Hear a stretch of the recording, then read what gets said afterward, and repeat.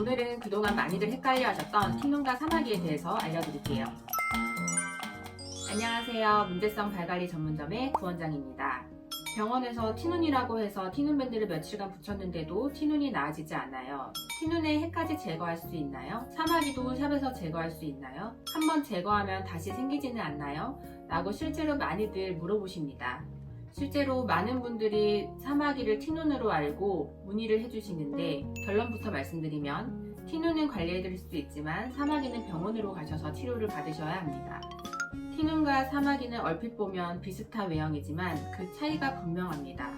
티눈은 발에 가해지는 지속적인 압력, 마찰에 의해 각질이 증식한 것이고, 사마귀는 인유두종 바이러스 HPV에 의한 감염으로서 피부 질환의 하나입니다.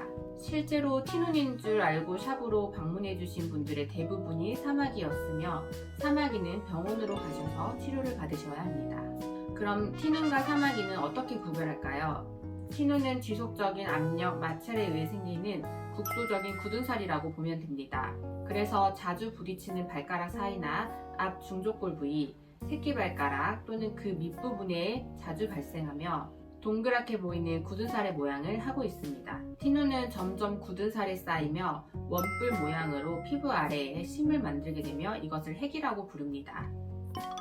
사마귀는 티눈에 비해 외관상 고르지 않고 표면이 울퉁불퉁하며 검은색 점들이 점점점으로 나타나 있는 걸 확인할 수 있는데, 이는 모세혈관의 바이러스가 증식하여 나타나는 흔적이라고 볼 수 있습니다.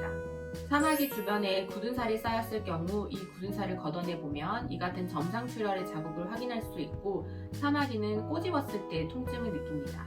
사마귀는 바이러스성 질환이다 보니 감염되기 쉬워 발의 여러 부위로 번지는 경우가 많습니다. 실제로 사마귀 병변 주변에 작은 사마귀들이 나타나 있는 것을 많이 봤습니다.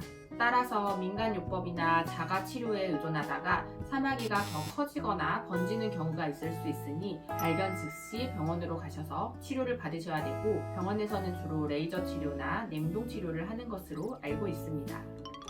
티눈은 물리적인 자극으로 생긴 일종의 굳은살이기 때문에 딱딱한 굳은살을 제거하면 완화시킬 수 있습니다. 티눈이 작은 경우에는 시중에 나와 있는 티눈밴드를 이용할 수 있는데, 티눈밴드는 연화작용이 있는 살리실산을 함유하고 있어 티눈 부위를 불리거나 부식시켜 그 핵을 뽑아내는 방식입니다. 작은 부위는 비교적 몇 회 떼었다 붙였다를 반복하면 쉽게 제거할 수 있지만, 민감성 피부라든지 다한증이 있는 발, 당뇨발 같은 경우는 주의를 요합니다.